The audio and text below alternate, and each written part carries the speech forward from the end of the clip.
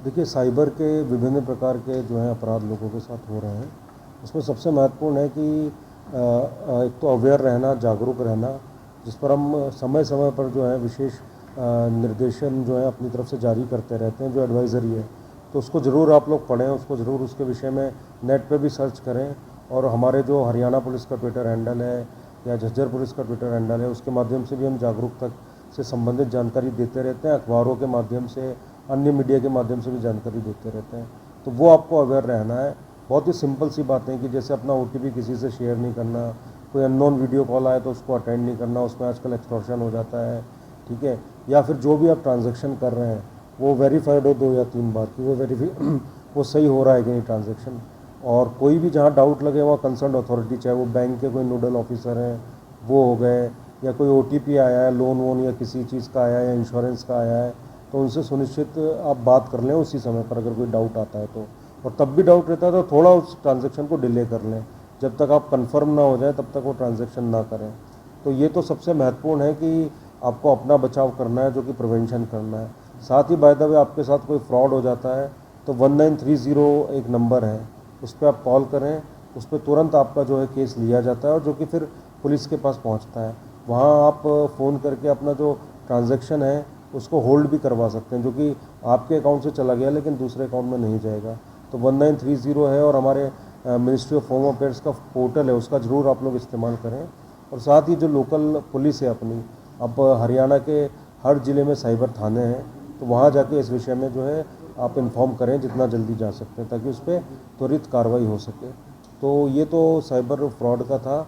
और हमारा पूरा प्रयास है जिसमें हरियाणा प्रदेश जो है नंबर 1 है पूरे इंडिया में, कि ज़्यादा से ज़्यादा जो है मुकदमे ट्रेस हों, ज़्यादा से ज़्यादा आपका जो अमाउंट है वो रिकवर हो, और जो भी इस चेन में फ्रॉड कर रहा है उन सबको अरेस्ट किया जाए। व्हाट्सएप पर फ्रॉड करके भी कोई मामले सामने आए क्या? इसके मामले सामने आए जो नहीं, अभी तक मेरे संज्ञान में कोई बहुत ज़्यादा मामले नहीं है। एक वही है कि एक वीडियो कॉल आता है जिसमें कोई भी वीडियो बना लिया जाता है और बाद में आपसे पैसे मांगे जाते हैं।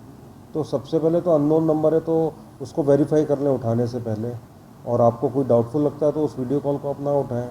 और बाय द वे ऐसा भी हो भी जाता है, कोई आपसे एक्सटॉर्शन कर रहा है, पैसे मांग रहा है, तो तुरंत पुलिस के संज्ञान में लाएं ताकि उस पर त्वरित कार्रवाई हो सके। सर आपके द्वारा लगातार अभियान भी जारी होता है, लेकिन कहीं ना कहीं जनता फिर भी कहीं ना किसी उसमें चपेट में आ जाता है। तो खातिर जो है कहीं ना किसी तरह का प्रलोभन देकर उसको अपने आप उसमें ऐड कर लेता है। देखिए, मैं वही बोल रहा हूँ कि इसमें जागरूकता जो है उसका सबसे महत्वपूर्ण रोल है।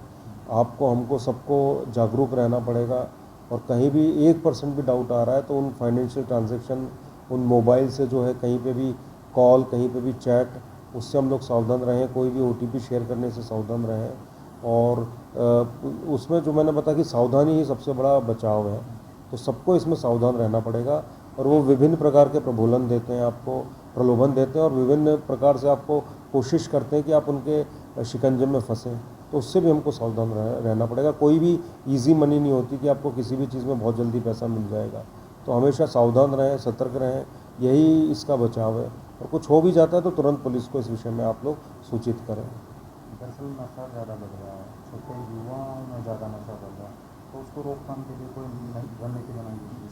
देखिए, इसमें हमारी जो है 5 सूत्रीय अप्रोच है जो झज्जर पुलिस की है, कि एक तो जो भी नशा तस्कर हैं, जो नशा बेचने वाले हैं, उनको पकड़ना, ज़्यादा से ज़्यादा उनके खिलाफ़ एफआईआर करना, और ये सुनिश्चित करना कि उनको ज़्यादा से ज़्यादा सजा हो।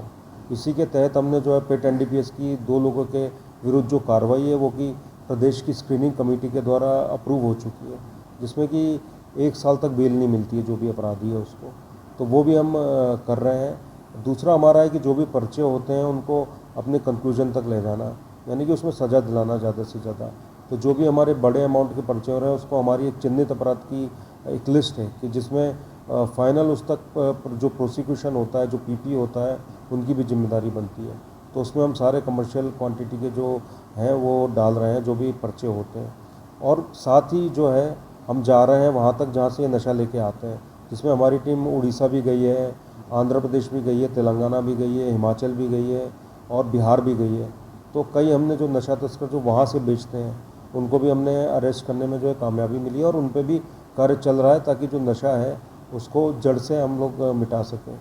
तीसरा हमारा है कि अवेयरनेस प्रोग्राम करना है, यानी ज़्यादा से ज़्यादा लोगों को जागरूक करना। तो अभी विशेष पखवाड़ा चल रहा है 12 तारीख से और 26 जून तक। तो उसमें हमारा लक्ष्य है कि ज़्यादा से ज़्यादा जो युवा हैं, जो एम्प्लॉयज़ हैं, जो स्कूल कॉलेज खुले हैं, वहाँ के बच्चों तक जाना और उनको अवेयर करना, उनको जागरूक करना कि जो नशा कैसे व्यक्तिगत रूप से किसी भी व्यक्ति को और उसके पूरे परिवार को नष्ट कर देता है। तो ये कार्यक्रम भी जो है हमारे चल रहे हैं। एक हमारा प्रयास है कि जो भी नशा कर रहे हैं, जो ज़्यादा नशे की गर्त में फंस चुके हैं, तो उनका कुछ ट्रीटमेंट करवाना, उनका रिहेबिलिटेशन करवाना। तो वो भी कुछ हमारे SHOs ने प्रयास किए हैं कि उनको जो हमारा सिविल हॉस्पिटल है या कोई नशा मुक्ति केंद्र है, वहाँ ले जाके उनकी काउंसलिंग करवाना, ताकि वो वापस जो हमारी मुख्य धारा है उसमें जुड़ सकें।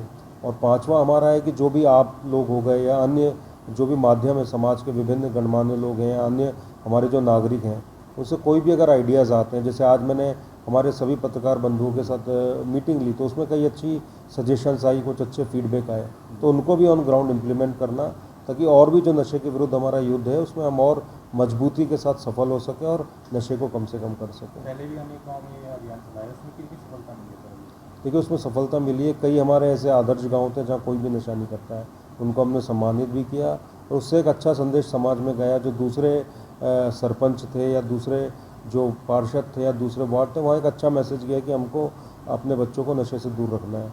और उसके बाद भी फिर कई सरपंच मुझसे मिले कि जहाँ पे जो नशा है बिल्कुल समाप्त हो चुका है और कोई नशा नहीं कर रहा है। तो मैंने फिर बताया कि परिवार और समाज अगर नशे के विरुद्ध खड़ा हो जाए